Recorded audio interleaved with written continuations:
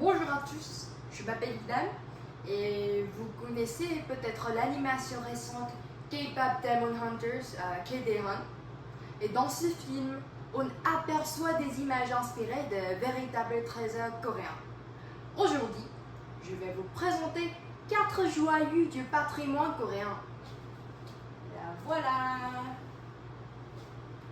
La muraille de Séoul, Hanyangdosan. La peinture populaire Hojakdo, Tintin, l'épée rituelle Saintamsaram, et enfin le majestueux paravent royal Ilwal-Obondo. Oh là là. Ok, où se trouve Lumi et Jinou. N'avez-vous pas l'impression d'avoir déjà vu ce décor quelque part à Séoul? Oui. Et c'est bien la muraille de Séoul, le Hanyangdosan. C'est ça. Construite au IVe siècle, elle entourait la capitale Hanyang, l'ancienne Séoul. C'est un monument historique classé et même inscrit sur la liste indicative de l'UNESCO.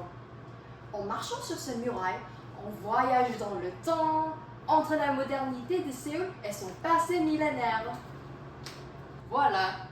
Est-ce que quelqu'un connaît le nom de ce tigre? Est-ce ce petit Pi? Lui, c'est Derby. Et elle, Soshi. Tous les deux sont inspirés d'une tradition très ancienne, les peintures populaires coréennes appelées minhwa.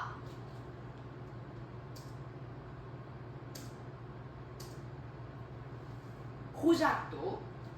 Dans ces peintures, le tigre symbolise la puissance et l'autorité, mais souvent désigné avec humeur, un peu maladroit, presque comique.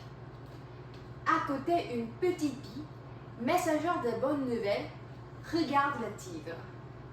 Elle montre que la Corée ne servait pas seulement les rois, mais aussi la vie quotidienne pleine d'humeur.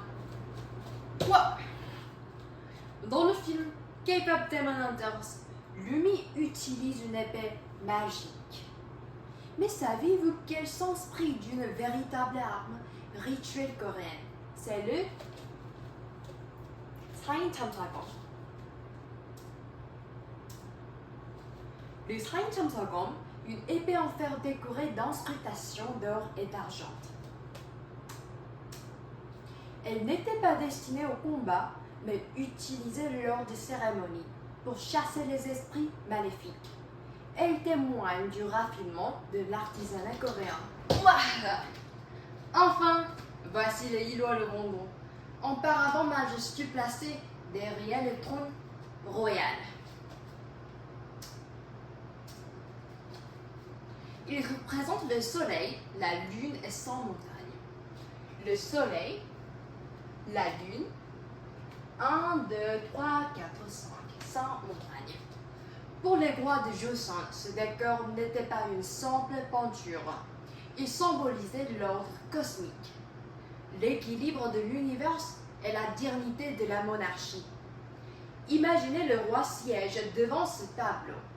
C'était s'il gouverne non seulement son peuple, mais aussi le ciel et la terre. Oh, quoi? Ce sont des crédits. Comme vous le voyez, derrière un film d'animation K-Pop Demon Hunters, se cachent de véritables trésors de patrimoine coréen. Une muraille historique, une épée rituelle et un paravent royal, etc. Ces traditions ne sont pas figées dans le passé. Elles continuent de vivre et d'inspirer le monde entier.